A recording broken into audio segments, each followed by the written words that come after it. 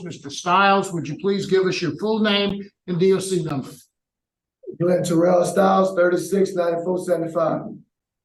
Mr. Styles, let me explain our process to you. First, I'm going to read some information into the record, and then we're going to conduct a parole interview with you. At the appropriate time, those persons wishing to have input will have an opportunity to say whatever it is they'd like to say to this board.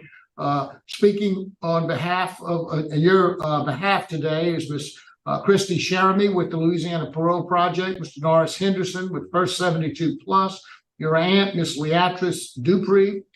Present with you at Elaine Hunt is Adrienne. I can't read. I saw her memo.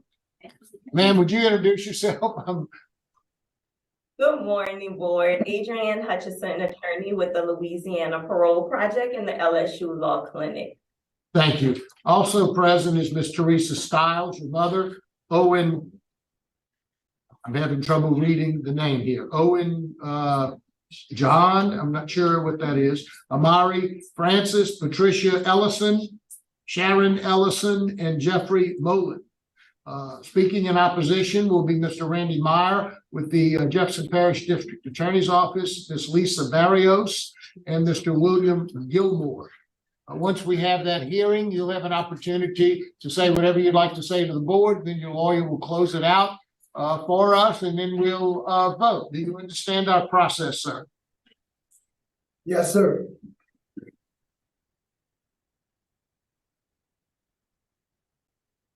This is the matter of Glen Styles, DOC number 369475, a date of birth December the 11th of 1977. He's the first-class felony offender. He has a parole eligibility date of December the 12th of 2019. He does not earn good time. He is currently was serving a life sentence. That sentence was vacated and he was resentenced for concurrent time with parole eligibility. He is serving time for 2 counts of armed robbery and first-degree rape, having been sentenced on January the 19th of 2012 and June the 17th of 1996. Is that information basically correct, Mr. Styles? Yes, sir. Mr. Styles, your case has been assigned to me, so I'm going to begin our parole interview with you. Mr. Styles, how old are you today? I'm 45 years old. 45?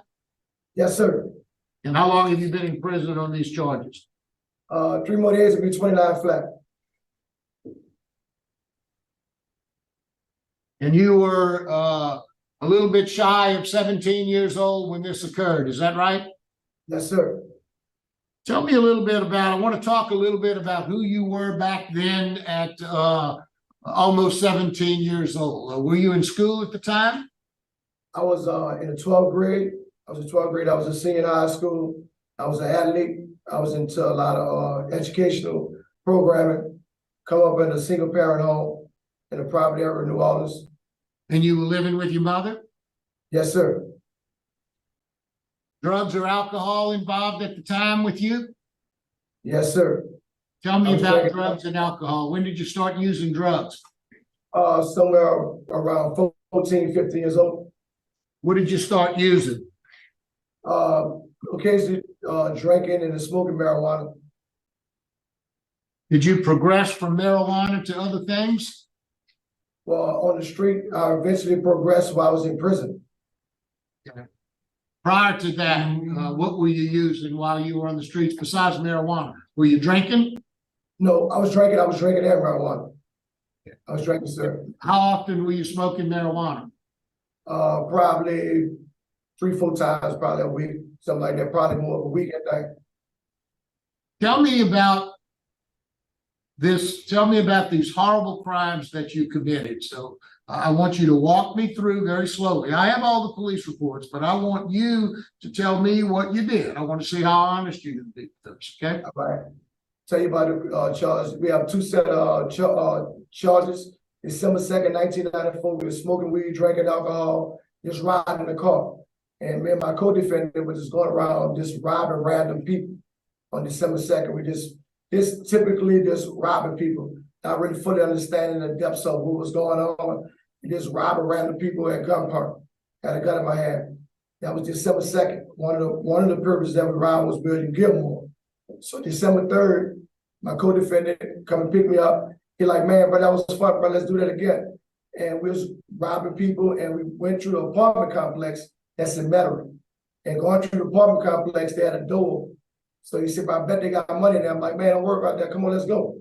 So he went up the side steps. I followed him. I had the gun in my hand.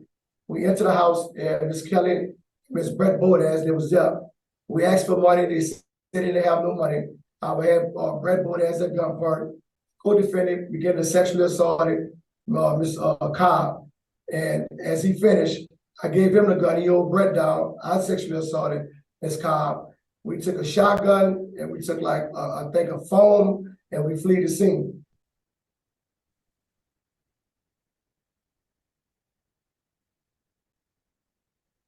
Tell me why, as you look back now, do you have any explanation for why? I understand why you were robbing somebody. Why did you brutally rape? Well, let me say, Mr. Marabella, looking back at it, it was very foolish. I was very immature. I wasn't thinking. I was more or less just going off influence. And after the incident happened, I thought about the series of what I'd done. I realized that I just affected somebody's life drastically. I wasn't raised like that. It wasn't to the degree that I didn't know. I just didn't make the right decision at the right time. And if I had to do it over, it wouldn't even been a robbery, because I wouldn't have been out there robbing random people. I just looked and see how immature I was, just lack of maturity. And that decision changed the whole dynamics of Miss Kelly's life, family life, my family life, neighborhood, the community. I understand the impact of that decision. And I lived with that for years. And I really was scared to come forward. There was a lot of disbelief. There was a lot of shame. I was embarrassed. But I had to come to the understanding. Last board, Victor Jones had told me, I need you to really look in the mirror at yourself. And I want you to be honest with yourself. And you gave me a recommendation. You was unsure about my drug problem, the insecurity. So when I looked in the mirror, I didn't like that 16-year-old kid that done this sexual assault. It shouldn't have ever happened, but I can't erase what happened. And I'm totally remorseful about what happened. And I'm very, very apologetic. And I personalize it because what if somebody would have done my mother that? Somebody would have done my niece that? I would be totally upset. And I know I'm unworthy to ask for forgiveness for the crime that I committed. And if forgiveness or anything would set Miss Kelly away from that.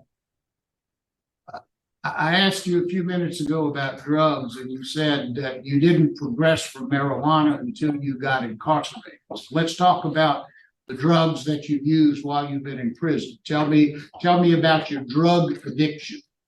All right, my drug addiction, as time progressed, I started dipping with opioid, and it was just opioid and weed. I never went past opioid and weed. Never tried other drugs. It was just opioid and weed, and I was doing that for a few years, and I stopped, and I went to synthetic marijuana. That was my last write-up, synthetic marijuana mojo, and I realized when I smoked mojo, my last write-up, it paralyzed me, waist on down, and I realized my life was showing a reflection of the 16-year-old kid that committed this charge. So I wrote the warden over the institution at the time, was Warden Darryl Bernard. I told him I need help. I'm on drugs bad. I need to be put in a drug rehabilitation program. He took my letter. He put me in a drug program. I completed it. It been probably 8 years since I've used drugs, but I'm back on medication, Vivitrol. I've been taking that now for over a year. Are you still taking the Vivitrol? There was some discrepancy as to maybe you had quit taking the Vivitrol. Are you still on the Vivitrol? I'm on Vivitrol now. Back then, I stopped taking it because it didn't agree with my body, but I got with mental health and they started prescribing Vivitrol, really through SER program in Sherry Egerton.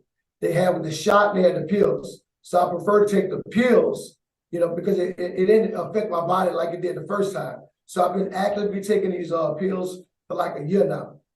Yeah. Let's talk about some of the programs that you've taken. You've taken the sex offender treatment program. You took that a while back. When did you take that program? Well, I took risk management in 2008. I not only took the program, after I was finished, I was a facilitator of risk management program for a few months before they stopped the program completely. And Tell me what I what learned, you learned. Tell me what you learned and how that program affected you as it relates to this horrible crime that you committed. well, what I learned about the program, identify risk factors, locate harmful situations, how to not put myself around a negative peer group that would encourage me to reoffend. And I personalized it because I understood the hurt and the pain that I caused to Ms. Bordas. And I remember my last hearing, she said something, she said that she prayed for me, that I be free. And that was so phenomenal to the point that I've been praying for her for years. I've been praying that she can see the man that I became, opposed to the kid that done these horrible crimes. I acknowledge the crimes was very horrible. It was something that should never transpire, but I always pray for her for forgiveness, was enough for her to separate herself, that she'll know that I'm not that same kid.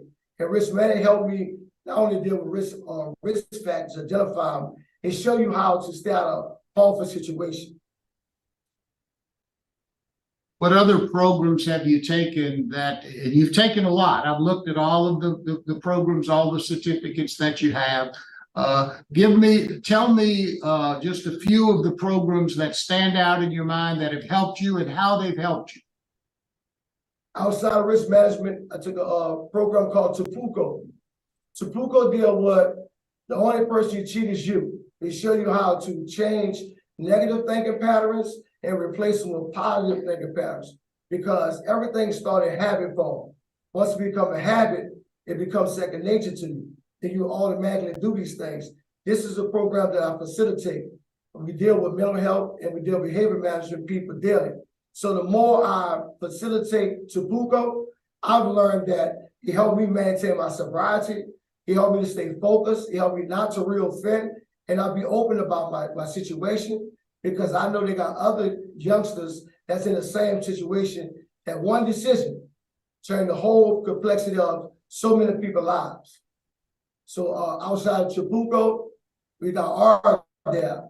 RDAL is deal with drugs, not just drugs, it deal with any addiction.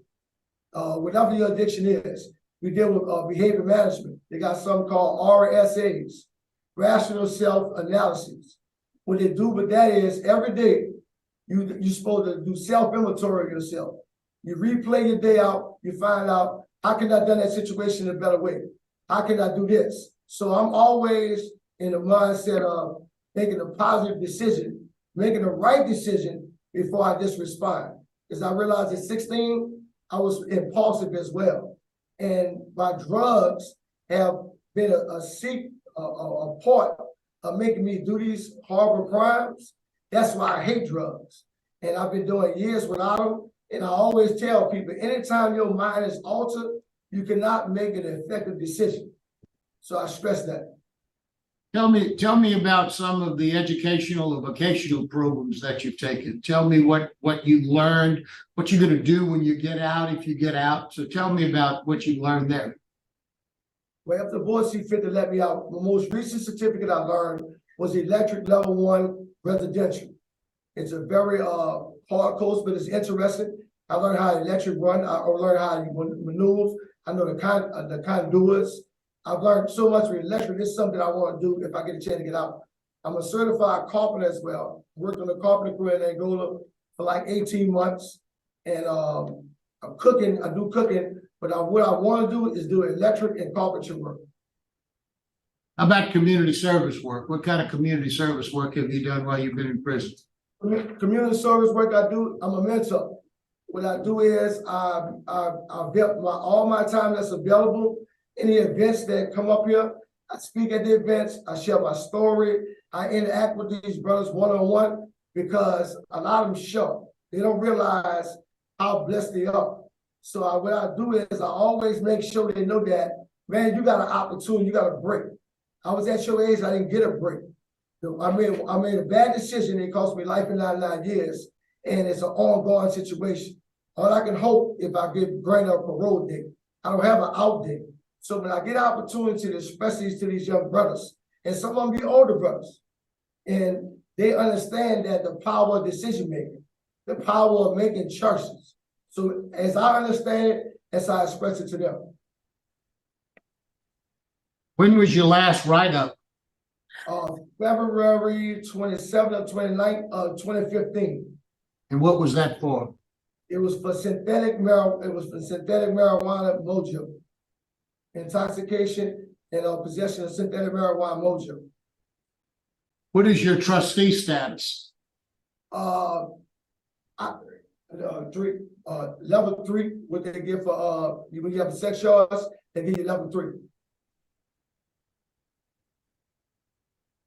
Now, you appeared before this board. I think I was on the board when you came before us in March of 2021. You were denied by 2-to-1 vote because of victim opposition, needing more programs, especially substance abuse treatment. Since March the 17th of 2021, what programs have you taken dealing specifically with substance abuse or any other enrichment programs that you've taken since then? All right. I took a 4 additional drug programs. One was Celebrate Recovery, RADAP, the program that I'm in at the moment, an STR OBR program with Miss Sherry Egerton. She's over. That's the one that administered Vivitrol to me. And they have New Men in Angola. That's a drug programming. It's an extensive drug programming, STR OBR programming. I was in there about like 8 months, 8-9 months. And I learned something from all the drug programmings. When it teach you to be aware of your thinking, you have to be self-motivated. You got to want to stay sober, and it's one day at a time. Tell me, it's my understanding that if you gain parole, you're going to go to the Louisiana Parole Project. Is that your plan? Yes, sir. Tell me what you understand that to be, and what would you want to do after that? Well, I would want a mentor. I want to share my experience with as many youngsters as I can. As I watch the news, I see is a continuation of. Let me stop you. My question was a poorly asked question. Okay, first you're going to go to the Louisiana Parole Project. Once you complete that program, that's a program that's going to help you transition back into the world. Once you complete that program, where do you intend to live, and what do you intend to do once you get there? It's my understanding you're going to Georgia. Is that what you want to do? Yeah, I'm gonna be temporarily living with my uncle until the out-of-state compact be approved, and I'll be going to Georgia by my sister. And I have a job waiting for me. Okay, and what kind of work do you have waiting for you? Warehouse work, forklift operator, warehouse. I'm a certified forklifter as well. Gordon, what can you tell us about Mr. Styles? Well, a lot was already mentioned. He's been with us right about a year. Since he's gotten here, he went to work. He took the classes needed to become a mentor for moral compass, and he jumped right in and started. I remember meeting with him when he got here, and that's what he wanted to do. He wanted to jump in and help and be a mentor. And he worked his way into Fox 7 in the transition program, and he's been doing well there. He helps a lot of guys. I actually went through there day before yesterday and talked to a lot of guys and talked to Glenn in there. He's been doing well. He's on the right track, and he hasn't had a write-up in 8.5 years. Thank you. Any questions? Yes. Ms. Wise has a question or two. I just want to put on the record that for this investigation and in preparation for this hearing, probation parole was successful in reaching your victims. And like you said, the young lady, she was, I don't know if she's here today, but she spoke in her letter. She signed it, "You're a victim survivor." And I'm just glad to know that she knows that she is a survivor. The couple did end up getting married because they were 2 months from their wedding date when you all broke into their home. And they did go ahead and get married, but it didn't work out. And probation parole was successful in reaching the man, and he is still impacted by watching his fiance get raped. There's nothing you can do about that. I just want to put it on the record because life goes on. We've talked a lot about what your life been like, but I wanted you to hear the other side of the coin, what their life has been like, although they have not been behind bars. And it just is what it is. You know, it is what it is. And the victim of the armed robbery, he wrote a very, very long, very candid letter. And he's also in opposition to your early release. But I did thought it was good though. Y'all did throw his wallet on the ground, and it did give his wallet back. That was kindness. You did show him some kindness. And then there's law enforcement opposition. The judge is opposed to your early release. I just want to state, and the DA is going to speak in a minute. I just want to state those items for the record. That's all I had. Chairman. Thank you, Ms. Watson. Now we'll hear from your supporters. We'll hear from Ms. Christy Sherman. Good morning, honorable board members. Christy Sherman with Louisiana Parole Project. Just would like the board to know that if Mr. Styles is granted today and he's successful in getting his release, we will definitely be committed to providing all services and programming to Mr. Styles. I know that Mr. Styles will be residing at a Baton Rouge address. His uncle, if I'm not mistaken, and while he awaits his ICOTS, but we're wholly committed to making sure that we transport him back and forth to our office to provide all of those programming services to him. He will also have a caseworker that is appointed to him for 1 year of case management. We're definitely committed to that as well.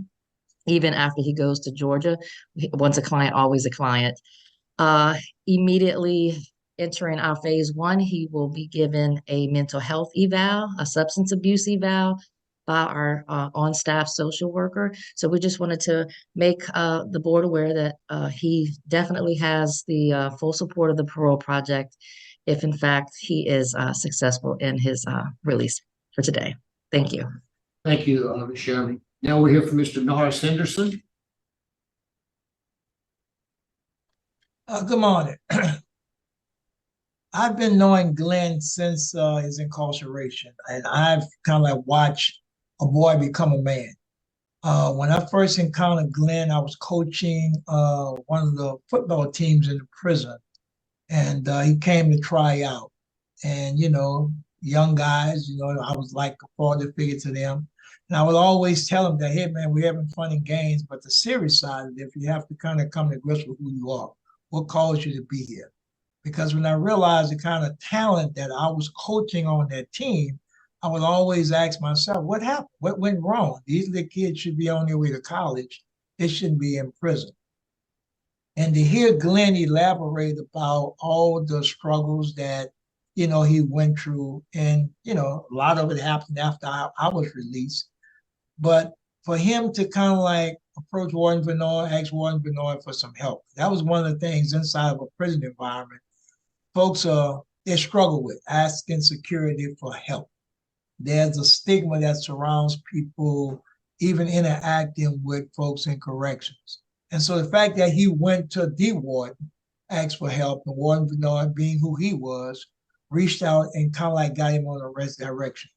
I've seen Glenn intermittently when I visit the prison, both Angola and Hunts, and continue to encourage him, but stay on the course, stay the course, stay the course. He was a Graham kid. When Graham first came out, I would always tell him is that, hey man, the day of tomorrow, something may happen that change your outcome, but if you're not ready, it's not going to happen for you. And it was obvious when he met the board the first time, he hadn't got it completely together. But listening at him this morning, I'm almost like not just this proud coach who coached somebody, but this mentor, to hear him talk about what he wants to do.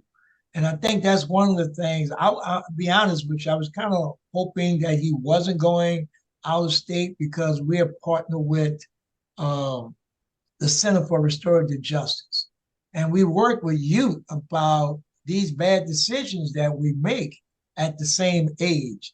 And I tell folks all the time is that, you know, a fool learns from his mistakes, but a wise man from the mistakes of others. And Glen has a lot to offer for these young kids, being a young kid, being athletic, just like some of them are, who kind of like throw caution to the wind, thinking, this is my ticket out of the hood. I'm going to pounce the ball, I'm going to catch a ball, I'm going to do something, not thinking about how they develop themselves. And one of the first things he said was, he looked in that mirror. And I tell folks all the time, it's not until you reconcile with what you see in that mirror that your life begins to evolve.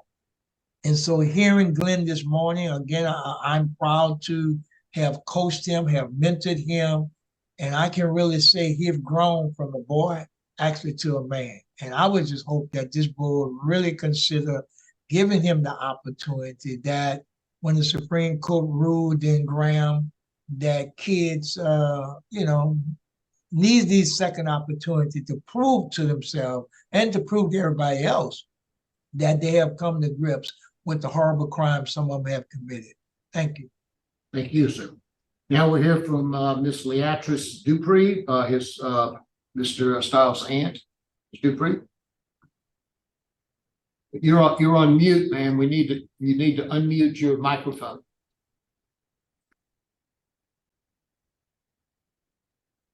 Great. Can you hear me now? Yes, ma'am, we can. Thank you. Again, hello, everyone. Good morning. As Mr. Marabello said, I'm Leatrice Dupree, and I am Glen Styles' aunt. Glen mother, Teresa Styles, who you see before you today behind Glen, is my sister.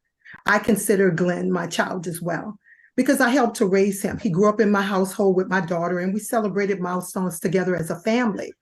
I always shared my wisdom with Glen throughout his young life, whether he wanted to hear what I had to say or not. I mean, I still do that today. In fact, I spoke to Glen last night. I think I was the very last person to speak with Glen, and I did force my advice on him, which is no different.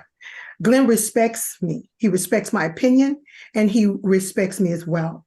And I always have and have had his best interest at heart, and he knows that. Glen comes from a good family, a hardworking, honest Christian family. We have morals and values, and we do not condone wrongdoing. In fact, I was the one who turned Glen in to authorities at the age of 16 years old when I discovered that he was wanted and his picture appeared on the television. He and I had a discussion. I put him in my car. I drove him to the police station on Airline Highway in Jefferson Parish. I remember it just like it was yesterday. I walked in by Glen's side holding his hand 3 days before his birthday, December the 11th. And I had to walk out without him. And it was the most difficult thing that I've ever had to do. And I'm 58 years old. So I had a lot of difficult things in my life, but I considered that the most difficult thing. However, I knew in my heart that it was the right thing to do. We do not hurt people. I knew that Glen should have known that. So now we as a family, we had to face the consequences of Glen's action, all of us. Before I left the police station, I assured Glen that we were going to face this together and that I would always remain by his side. Let's fast forward exactly 29 years later, come this Friday. I'm still here. I'm still by his side with an opportunity today to speak before you on his behalf, just as I did two years ago at his very first parole hearing. I remember you well, Mr. Marabello. Glen is now 46 years old. I was told to let all of you know how I would support Glen's successful reentry if he was fortunate enough to be released from prison. But the truth of the matter is, we never stopped supporting Glen. Glen's incarceration journey has been our incarceration journey. It feels like we're paying the price as well. We feel empty inside as we do what we can outside, to support Glen each and every day. For the last 3 decades, I've spoken to Glen frequently. I've visited him. I've written him. I've advised him. I've called the prison. I spoke to his superiors to let them know that he had a loving family who supported him and cared about his well-being. I tracked his progress. I asked his wardens, I'm very familiar with Warden Bernard, and his lieutenants of their opinions of Glen as a prisoner. I wanted to be sure that he was doing what he was supposed to do while he was in there. And if he did not, Glen and I would have to have a talk. I kept as close of an eye on Glen as I could have with the distance between us.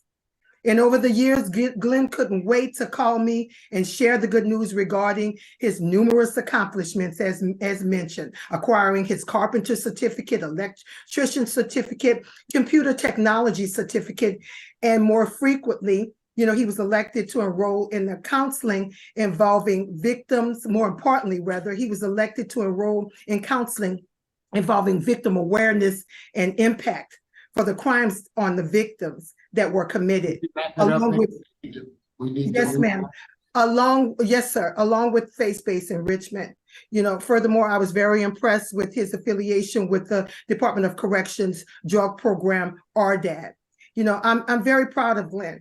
I'm now confident that Glen is a changed man. I've watched him grow over the decades. He's a poster child for correctional rehabilitation. He's wiser. He understands the consequences of his actions. He has improved morals and values, and he has matured tremendously, his mind.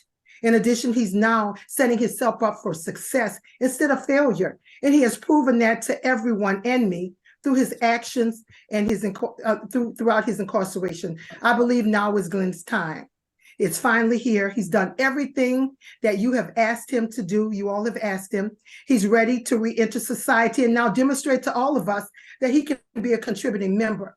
And I'd like to share with you specifically some of the ways that we will continue to support him moving forward. We can't. You've got 3 minutes and you've already done 5. We've heard you. You're an excellent spokesman on his behalf. So thank you very much. Now we'll hear from the opposition. Let's hear from Mr. William Gilmore.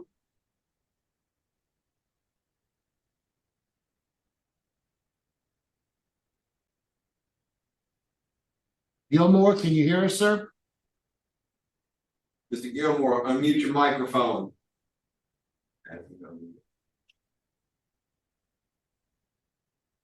Mr. Gilmore, can you hear us? If you can, would you please unmute your microphone and begin to speak?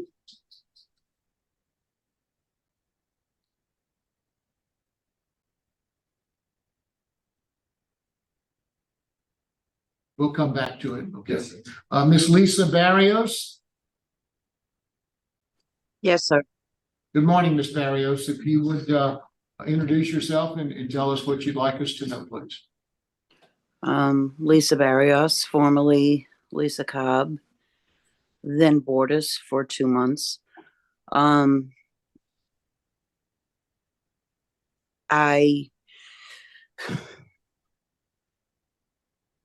have so many things, and I know I have limited time, but this man has changed the course of my life. Currently, my fiance husband at the time is actually at the moment in rehab for his 25th time since 1994. He has not been able to sustain a relationship after we divorced. He has not been able to sustain sobriety in 29 years, whatever it is. I have buried this for years and years. And then when the previous parole hearing was held, I did tell Mr. Styles I would pray for him. As hard as that was to say, I will still continue to pray for him. The thing that upsets me is I understand that he has people in his corner and that have supported him. And I think that is great because everyone needs that. But I am 53 years old and I am still dealing with the assault on me. In that December of 1993, I've been addicted to drugs. I have had alcohol issues that just previously I have finally, hopefully, conquered. I have a life now, but there's not 1 week or day that goes by that I don't forget about what happened to me and how I pretty much feel like I lost my entire life because of this action. He says he's not on drugs. He was on crack that night. I was told that repeatedly. I was told that from his Rodney Taylor, that they were high and they just did what they wanted to do. He's blaming everything on Rodney. He was the most aggressive of the two. I do believe in forgiveness. I do hope this man has come around. I do hope that he is changed. God wants us to forgive. I can't forgive it. I can't forgive it. But I do pray for it, but I hope and pray that this is true, that he really has turned his life around. Personally, I'm scared if he gets out. I have too much to live for right now. I'm sorry. I have a whole lot of blessings in my life right now. And I am just scared if he gets out, that somebody may come after me, because I've been contacted before from the other one, from people on his end, and I'm scared for that. But I do pray for this man. As much as it pains me to say it, I do pray for him. I don't know what else to say. Thank you. Thank you very much, Ms. Barrios. We appreciate the courage that it's taken you to be here today. Appreciate what you said. Thank you very much. Mr. Meyer, now hear from Mr. Meyer. Mr. Gilmore. Mr. Gilmore is on the phone. We'll take Mr. Gilmore first. Mr. Gilmore, can you turn off your YouTube, sir, please?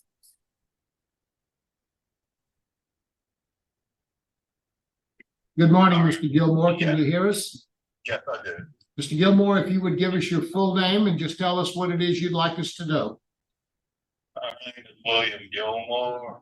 My status is I was a victim of armed robbery, and I'm not in favor of policing the style at this time.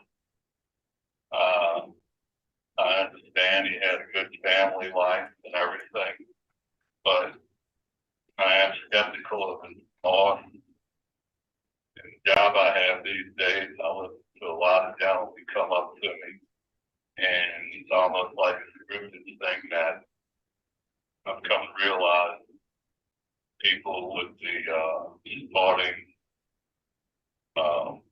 people being released from prison have this scripted statement to make, talking about what they've accomplished, what they've done to improve themselves. And I hear it all the time. And most of the time when I'm dealing with these gentlemen, it's not true. And I feel like right now what I'm hearing now may not be wholly true.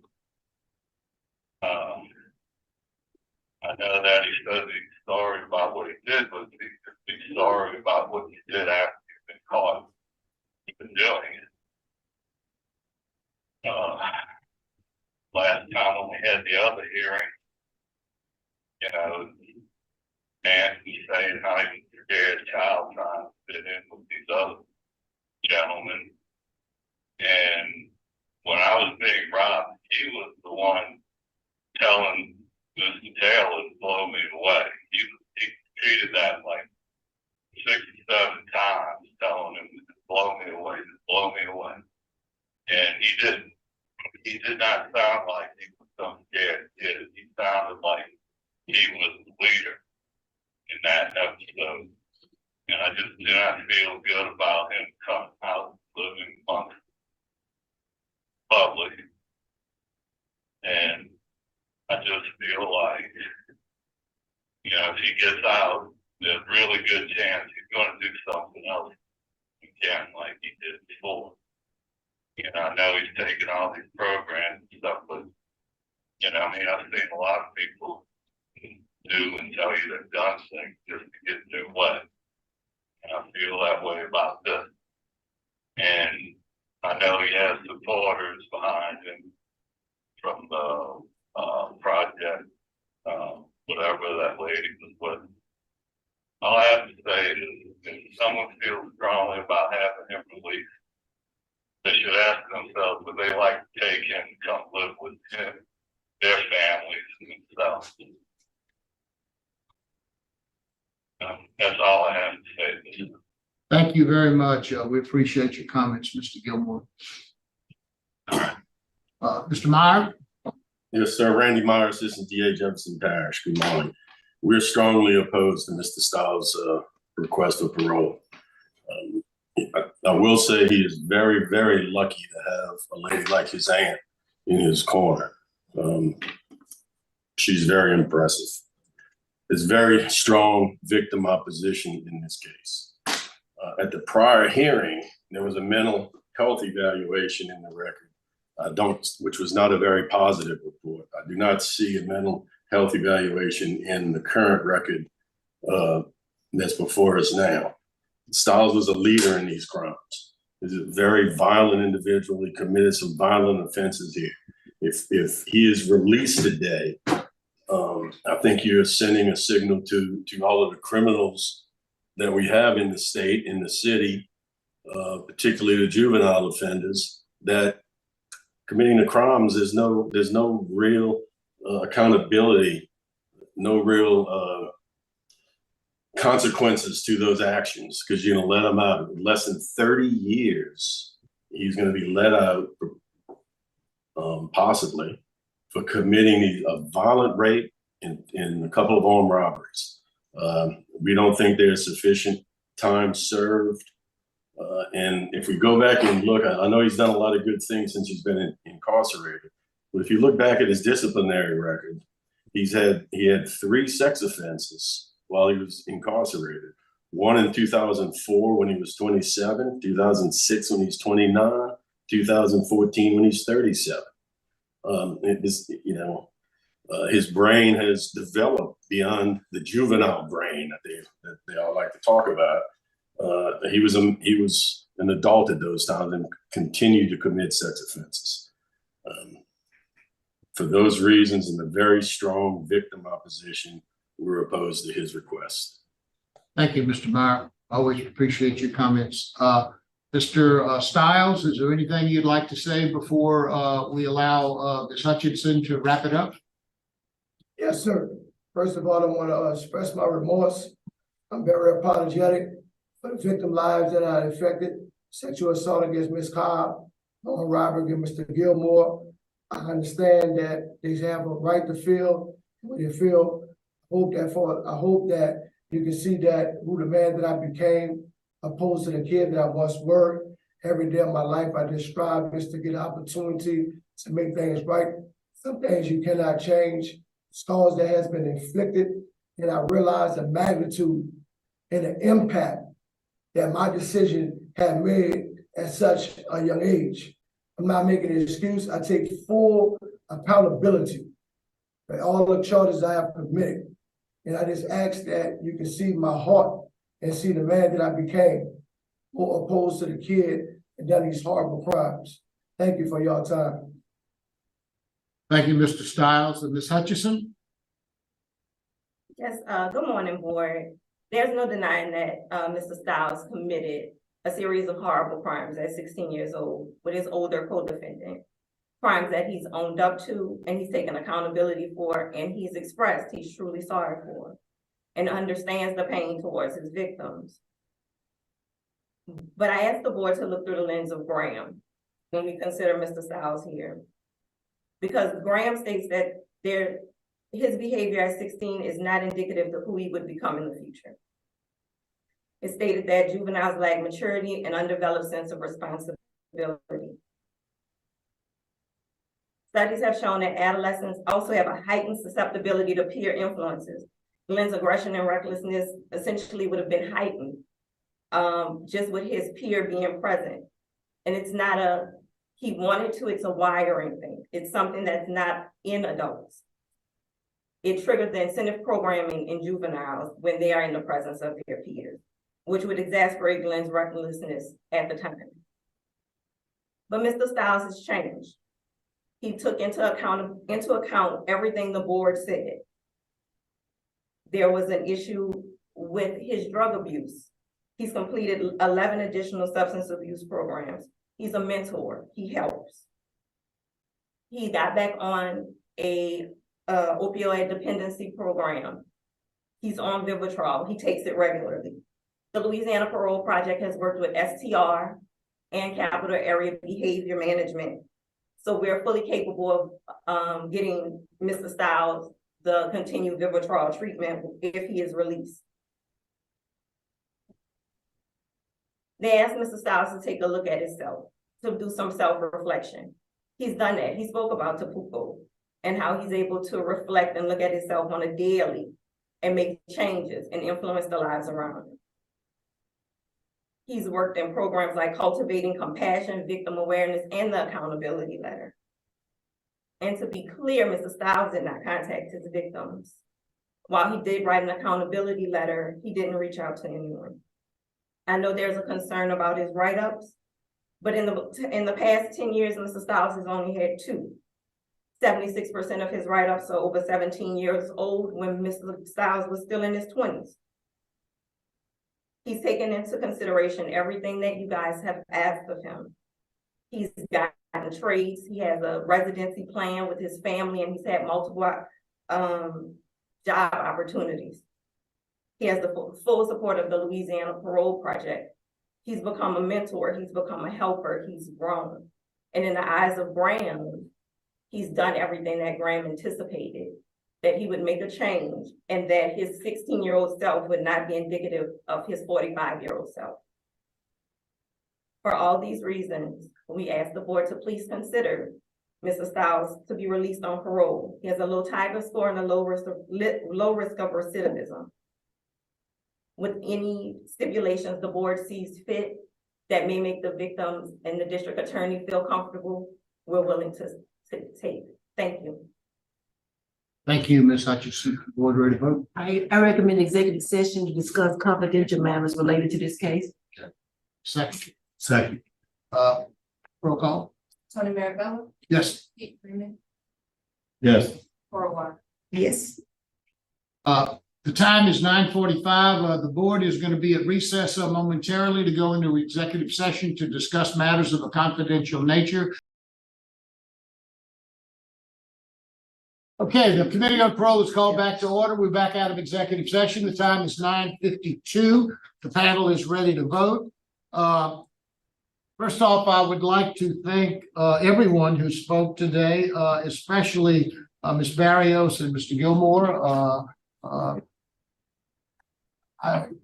It's very difficult for me to imagine the pain, Ms. Barrios, that you have gone through. We appreciate the courage of your being such a horrible crime. There's no question of that. Our job on the parole board is to look at all of the factors.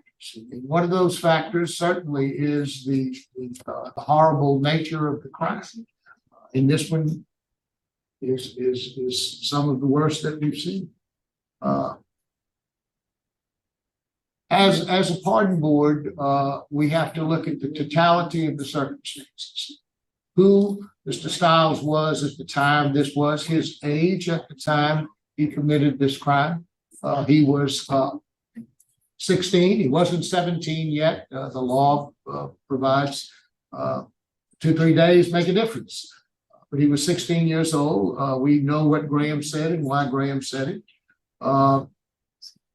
We have to look at who he is today and what he's accomplished. He's done a lot of things. He had done a lot of things when he was here at the hearing the last time. He did not get my vote, but he did get one vote the last time.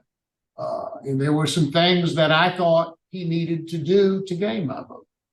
And he has done those. He has done a lot of work since then on his substance abuse, but the overall record of what he has accomplished, he is a low risk. He's taken some excellent programs. He has got a good transition plan, good comments from the warden. He took sex offender treatment a long time ago.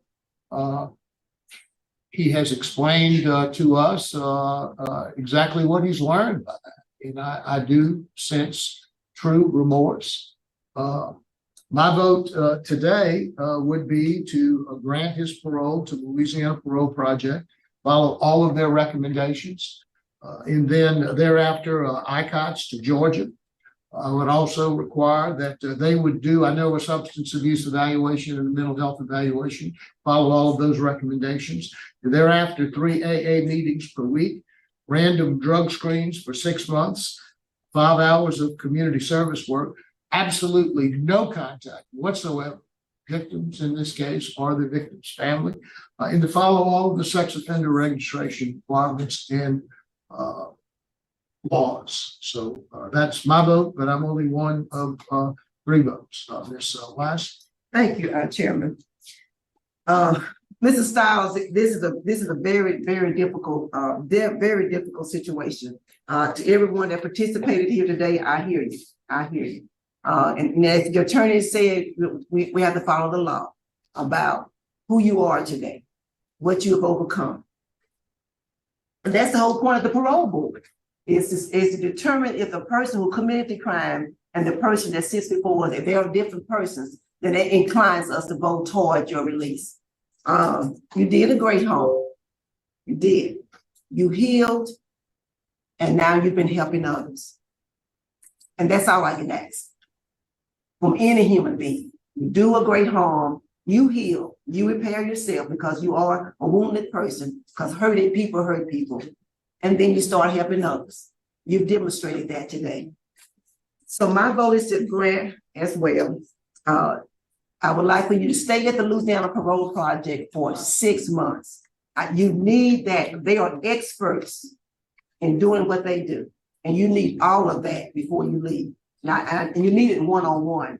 I know that you once a client, always a client. I know that it's going to be virtual and all that, but I want you to be able to go to the center and get your feet into what the Louisiana Parole Project can offer. And after 6 months, apply for the ICOPS to Georgia. And I concur with all the special recommendations that Mr. Marabella set forth. But when you get to Georgia, I would like you to report to probation parole weekly for the first 90 days. You really got to get acclimated to how things go. And I don't want any confusion about, well, I didn't know. If you see your parole officer once a week, you'll get acclimated to what those conditions are, because it's going to be new for you. That is my vote. Best wishes to you. Thank you very much, Ms. Wise. Mr. Freeman? Very, very difficult case because of your age and things. But, I looked at several things, and I was conflicted on several things. But the bottom line is the rape was bad enough, but it was the after effects. I thank the victim for showing up today. I also will say your aunt is a terrific lady. You need to keep listening to her. But I looked at the after effects, and 2 lives have struggled. And I hate to put it like that, but I mean, and it's because of what you did to the young lady and to her boyfriend. So my vote today is to deny. Mr. Styles, you have 2 votes to grant and 1 vote to deny. It requires a unanimous vote today. We did not get that. So, but you did get 1 more vote than you got the last time. So perhaps the next time, keep working hard and reapply. Perhaps it'll be different next time. But your parole today has been denied. Good luck to you.